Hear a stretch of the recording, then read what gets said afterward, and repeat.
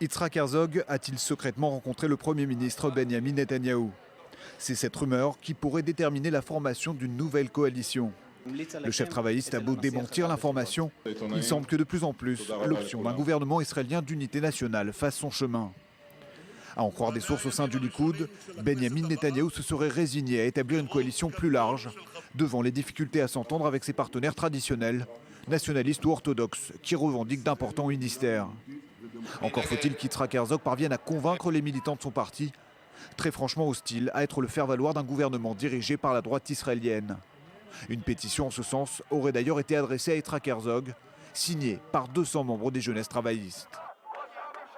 Derrière ce marasme politique, des progrès auraient pourtant été enregistrés ces dernières heures. Sur Twitter, le chef du foyer juif Naftali Bennett a confirmé des avancées sérieuses, laissant entendre qu'un accord définitif pourrait intervenir dans les prochains jours.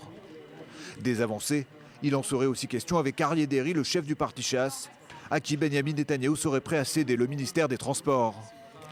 Une nomination qui promet de faire grincer des dents, à commencer par le centriste Yair Lapid, opposé au retour au premier plan d'un homme qui, il y a quelques années, croupillait en prison pour corruption.